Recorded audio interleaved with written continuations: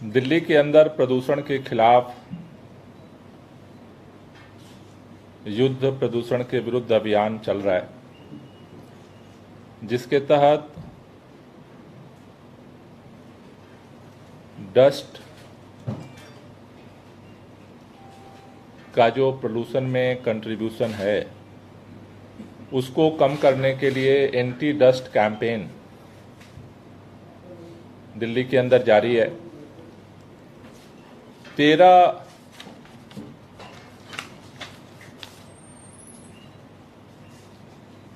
14 टीमें ऑलरेडी अलग अलग दिल्ली के क्षेत्रों में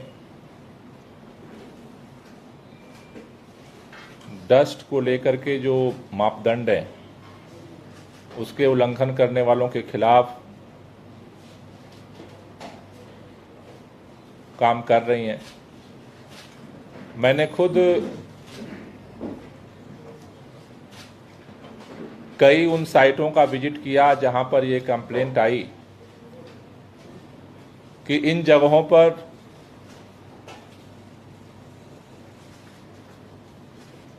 मानकों को पूरा न करते हुए भी काम जारी रखा गया है। खास तौर से 20,000 स्क्वायर मीटर से जो बड़ी साइटें हैं उनका मैंने विजिट किया, जहां पर फिक्की के अंदर फिक्की सभागार के डिमोलिशन स्थल पर वायलेशन पाया गया, जहां 20 लाख रुपए का जुर्माना डीपीसीसी की तरफ से लगाया गया है, काम रोका गया। लेकिन कल मैं जब विजिट कर रहा था तो मुझे रास्ते में एक ऐसी साइट दिखी जो 20,000 स्क्वायर मीटर से कम की थी, क्योंकि 20,000 स्क्वायर मीटर के ऊपर की साइटों के लिए एंटी स्मॉग गन लगाना मैंडेटरी किया गया है और जहां पर नहीं है वहां पर काम रोका गया। जैसा मैंने पहले बताया था कि 39 साइट हैं, जिनमें से 33 ने लगाया था और 6 साइटों ने नहीं लगाया था जहां काम रोकने के आदेश दिए गए थे। उसमें से फिक्की की साइट थी जहां अब भी नहीं लगाया गया, जहां काम रोका गया है, पेनाल्टी लगाई गई है। लेकिन कल 2 साइटें जहां काम रोका गया था एंटी स्मॉग गन न होने की वजह से, उसमें से एनबीसीसी की साइट थी नेताजी नगर में, और दूसरी जो साइट थी पीडब्ल्यूडी की कस्तूरबा नगर में। उन दोनों जगहों पर उन्होंने नया एंटी स्मॉग गन लगाया है, लेकिन एनबीसीसी ने अभी केवल 1 लगाया है, उनको 2 लगाना था। इसलिए अभी जब तक वो कंप्लायंस नहीं करते हैं तब तक के लिए काम उनका केवल रोका गया है। लेकिन हमने ये पता चला है कि कई सारी साइटें ऐसी हैं जो 20,000 वर्ग मीटर से कम की हैं और उन जगहों पर भी मानकों का उल्लंघन हो रहा है और धूल से प्रदूषण को पैदा करने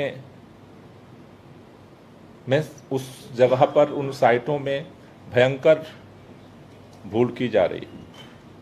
इसलिए मैं आज आपके माध्यम से दिल्ली के अंदर छोटे बड़े कोई भी साइट है जहां पर वर्क चल रहा है, चाहे वो प्राइवेट एजेंसी द्वारा चल रहा हो, चाहे वो पीडब्ल्यूडी का चल रहा हो, चाहे वो इरिगेशन फ्लड डिपार्टमेंट का चल रहा हो, चाहे वो डीडीए का चल रहा हो, एमसीडी का चल रहा हो, डीएमआरसी का चल रहा हो, सेंट्रल एजेंसी का चल रहा हो, दिल्ली सरकार की एजेंसी का चल रहा हो, एमसीडी की एजेंसी का चल रहा हो, चाहे किसी का व्यक्तिगत चल रहा हो, कोई भी साइट्स पे अगर काम हो रहा है तो आज के समय में उन सभी लोगों को मिनिमम कम से कम 5 चीजों की गारंटी करनी पड़ेगी।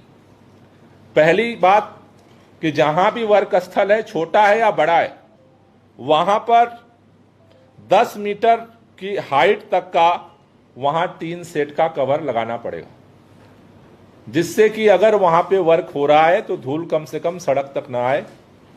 दूसरा काम कि वहां पर जो ग्रीन तिरपाल है उसको उस टीन सेट के ऊपर कवर करना पड़ेगा, जिससे कि वहां पर अगर टीन सेट से भी ऊपर अगर ज्यादा धूल पैदा हो रही है तो उसको रोका जा सके। तीसरा जो काम उनको करना अनिवार्य है कि वहां पर कार्यस्थल पे अंदर भी और कार्यस्थल के बाहर की सड़कों पर भी उन सभी जगहों पर नियमित तौर पर पानी का छिड़काव करना है। वो चाहे टैंकर से करें, चाहे वो जो भी संसाधन लगा करके करें, लेकिन पानी का छिड़काव करना है।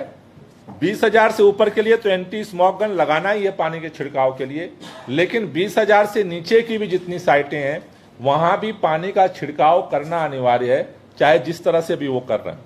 उसके लिए जो भी वो अल्टरनेटिव व्यवस्था को बना सकते हैं। इसके अलावा जो चौथा है कि कार्यस्थल के अंदर भी जिस तरह से मैं कल गया देखा तो वहां पर खुदाई नहीं चल रही है, वहां पर उसके चारों तरफ जो है वो धूल मतलब मिट्टी का पहाड़ बना हुआ था और वहां पर एक तिरपाल तक नहीं डाली गई थी, सारा ओपन पड़ा हुआ है।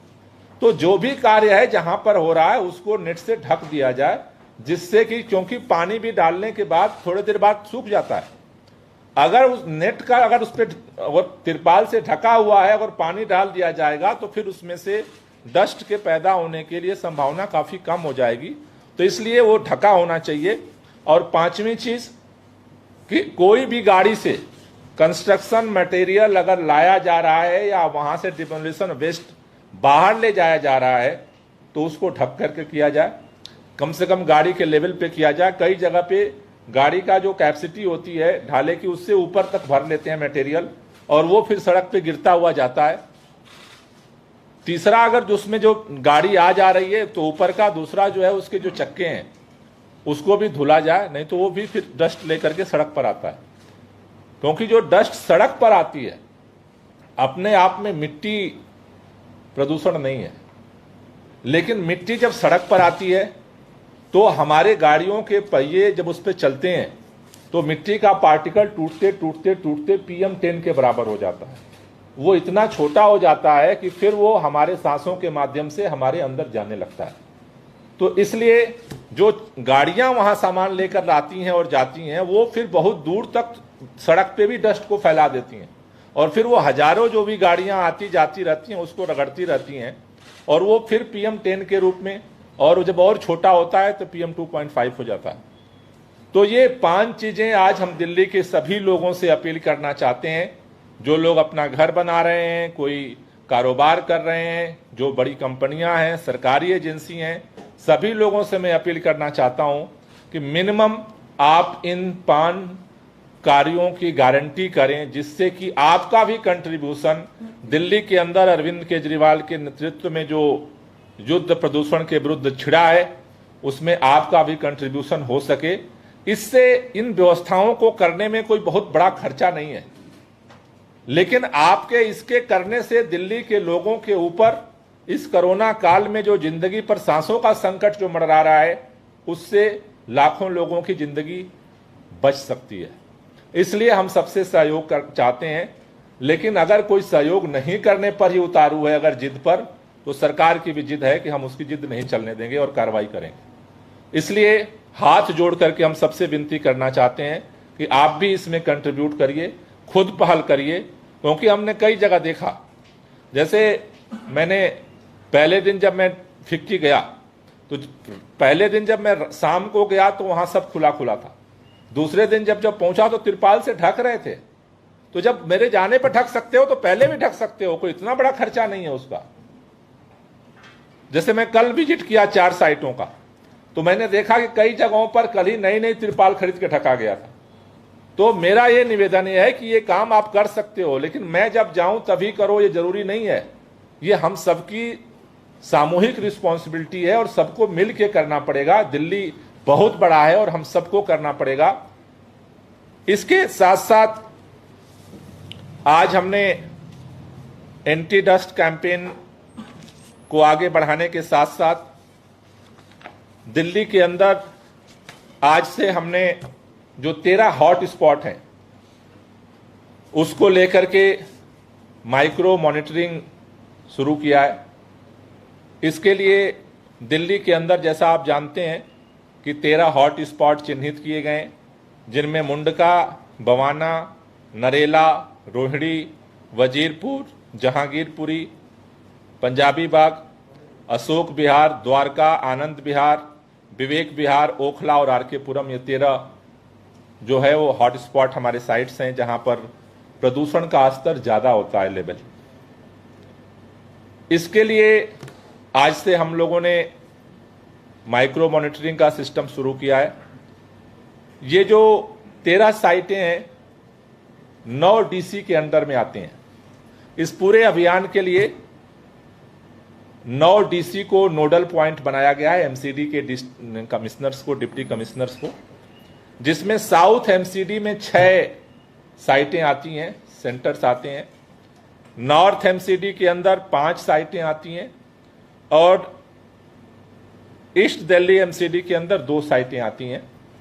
इन साइटों को मॉनिटर करने के लिए 9 अधिकारी नियुक्त किए गए हैं, 9 डीसी को नोडल बनाया गया है। इनके अंडर में जो भी वहां पर एजेंसी की जरूरत पड़ती है, चाहे डीडीए हो, चाहे पीडब्ल्यूडी हो, इरिगेशन फ्लड हो, एनीवन, जो भी वहां जरूरत पड़ती है उन सब के नोडल पॉइंट ये होंगे और जिनको एनवायरमेंट डिपार्टमेंट सेंट्रली जो है वो मॉनिटर करेगा। आज मैंने इन 9 डीसी के साथ जूम पर एनवायरमेंट विभाग के अधिकारियों के साथ हमने आज मीटिंग की और हमने एक 13 हॉट स्पॉट की क्या स्थिति है उसको हमने आज डिस्कस किया। डिस्कशन के बाद हमने आज 2 निर्णय लिया है। एक कि अभी 14 तारीख तक सभी 9 डीसी अपने एरिया में आने वाले डिफरेंट एजेंसी के साथ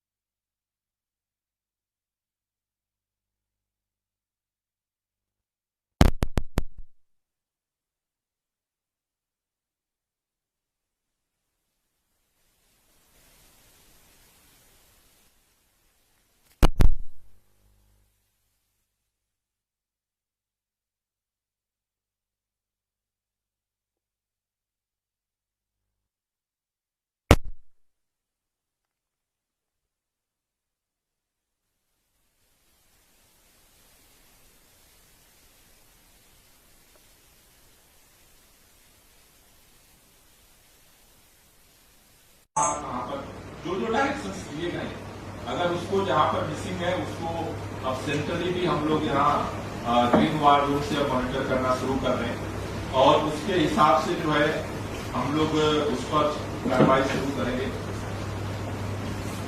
इसके साथ साथ अभी जैसा पहले बताया था कि ग्रीन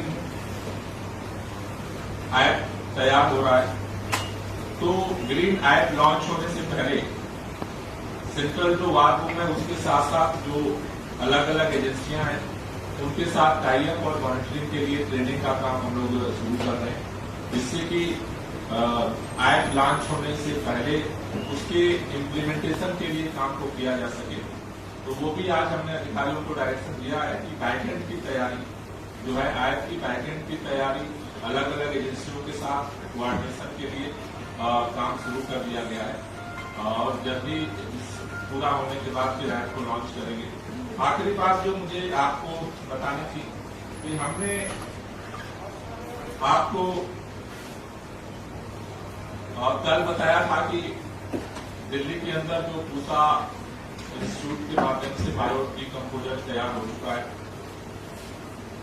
और अब उसके डबलिंग का काम कल से हम लोगों ने शुरू कर दिया है।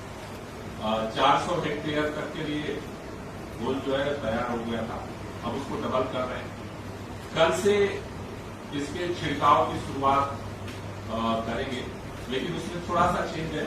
पहले हमने नजफगढ़ एरिया में गालीपुर गांव का चयन किया था अधिकारियों ने, लेकिन वहां खेत में अभी पानी है, तो अभी पानी जैसा लगा था कि सूख जाएगा, लेकिन अभी पानी सूखा नहीं है, तो इसलिए अब खेत को थोड़ा सा जगह चेंज कर रहे हैं तो नॉर्थ एरिया के किसानों का था कि मुख्यमंत्री जी उधर गए थे तो हमारे तरफ भी आ जाए।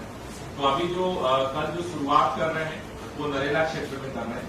तो नरेला क्षेत्र में हिरनकी गांव में जो है वहां हिरनकी गांव के पास में खेत है। तो कल 12 बजे मुख्यमंत्री जी वहां से छिड़काव की शुरुआत करेंगे और उसके साथ ही साथ दिल्ली के अंदर अब पैरेलल जो है फिर ये पूरे दिल्ली में जहां जहां से एप्लीकेशन आ रही है वहां छिड़काव का काम जो है वो शुरू हो जाएगा। तो ये एक आखिरी आपको सूचना देनी थी। कोई क्वेश्चन है फिर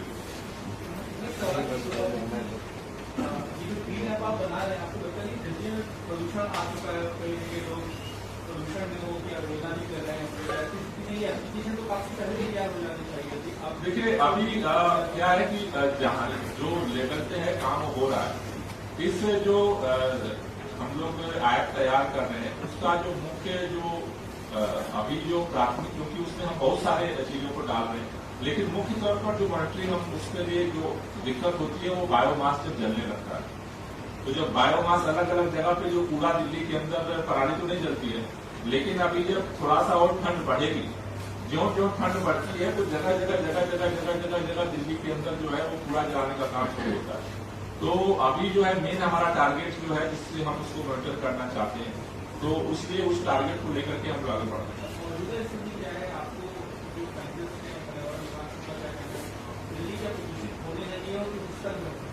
देखिए अभी कोई मतलब इस लेवल पे नहीं है, लेकिन जो 15 दिन पहले जो दिल्ली की हवाओं में जो PM10 और PM2.5 का था वो तो अब बढ़ा है।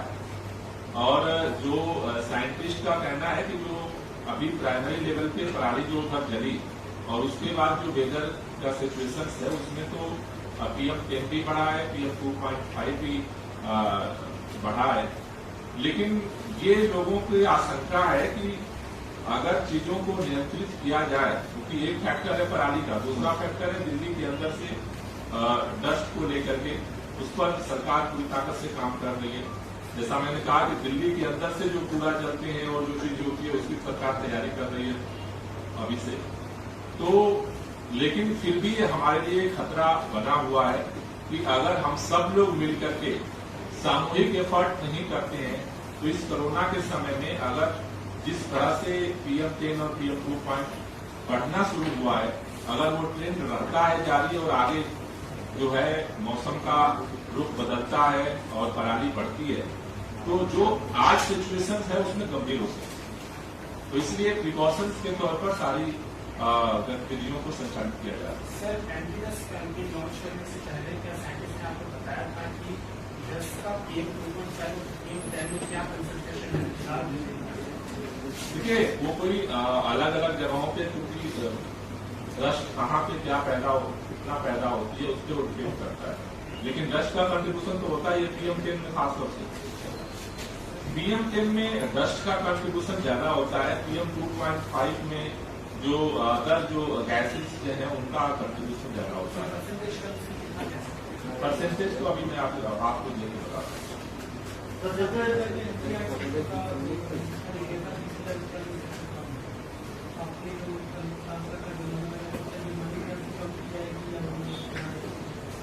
नहीं, एरिया कम है लेकिन प्रदूषण के नियमों का मतलब खुला उल्लंघन है।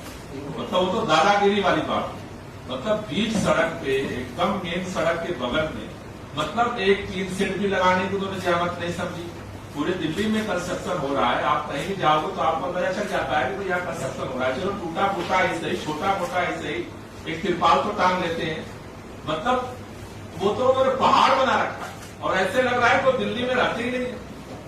तो ये तो आंख बंद करके जिसको कहते हैं कि मतलब वहां पर तो काम हो रहा है, तो वो तो मतलब सीरियस ऑफेंस है। मतलब एक होता है कि चलो भाई कुछ कर रहे हैं, जैसे फिक्की का है, फिक्की के चारों तरफ से उन्होंने घेर रखा है, लेकिन हमें पता चला कि अंदर कुछ काम कर रहे थे जेसीबी से। लेकिन उन्होंने तो मतलब जिसको कहते हैं ना खुला फरुखाबादी खेल वहां कर रहे हैं। दिल्ली में प्राइवेट को या सरकारी काम निर्माण कार्य के लिए ये दिशा निर्देश जारी किए गए हैं, लोग जो अपने घर में बनवा रहे हैं या फिर छोटा बड़ा कोई भी काम होगा वहाँ भी ये लागू होगा? निश्चित रूप से, क्योंकि देखिए मेरा कहना है छोटा घर है तो छोटा कंट्रीब्यूशन कर रहा है, मोहल्ले में तो फैला रहा है ना प्रदूषण। तो छोटा घर होगा तो उसको छोटा इंतजाम करना है, छोटा घर होगा तो छोटी सी तिरपाल लगेगी उसकी। तो इतना पानी का छिड़काव करना है, पानी मतलब हम घर बनाते हैं तब भी पानी देते हैं, बस इतना सा कहना हमारा गली में भी पानी दे दो, जहाँ पर आपने रोड़ी रखा है उधर रखा वहां भी थोड़ा सा इंतजाम कर लो। मेरा कहना है कि हम सब लोग मिल करके अगर कॉन्शियस एफर्ट करेंगे तो ये कोई बड़ा काम नहीं है। नॉर्मली जब कंस्ट्रक्शन होता है घरों का तो ये एहतियात को हम बरतते हैं, लेकिन इस एंगल से नहीं देखते। नहीं तो किसी के यहाँ कोई सामान रहता है तो उसको उसके बचाव के लिए हम काम सारे लोग करते हैं। लेकिन मेरा कहना है कि छोटा बड़ा हम सब जो मान लो अगर छोटा वाला इतना कंट्रीब्यूट कर रहा है उसको भी अगर रोकता है तो उससे निश्चित रूप से पूरे दिल्ली के अंदर जो इस तरह के कार्य हो रहे हैं उसमें हमें निश्चित रूप से उसका हमें परिणाम पॉजिटिव आएगा। जगह जगह देखिए ना, जगह जगह खाली प्लाट है उनको कचरे का ढेर लगा हुआ है और यही तो अभी 10 दिन बाद इसी तरह आम लग जाती है। जो उससे पहले जो प्रोसेस चलता है जब पोल्यूशन लेवल बढ़ने से पहले पुराना कचरा खाली लगता है वो तो अभी दिखाई नहीं पड़ता। नहीं, अभी सारे एनसीडीज को ये डायरेक्शन दे दिया गया है। 5 तारीख को जब मीटिंग किया था मुख्यमंत्री जी ने, उसी दिन पीडब्ल्यूडी को भी और एनसीडी को भी ये डायरेक्शन दे दिया गया है कि जहां जहां भी इस तरह का मलबा स्टोरेज है उसको जो है वहां से साफ किया जाए। अगर आप में से किसी को भी अगर लगता है कि कहीं पर ऐसा है तो आप पर्सनली मुझे भेजो, मैं भी उसको प्रेफर करके साफ करा दूँ।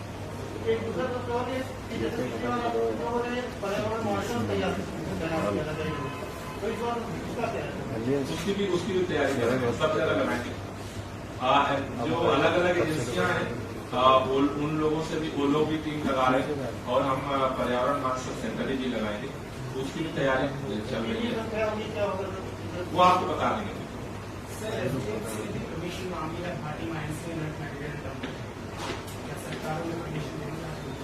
नहीं, अभी उस पर अभी तो मांगा है, दिन भर डिपार्टमेंट से चेक करें कि व्हाट इज द कंडीशन, उसके बाद ही देंगे।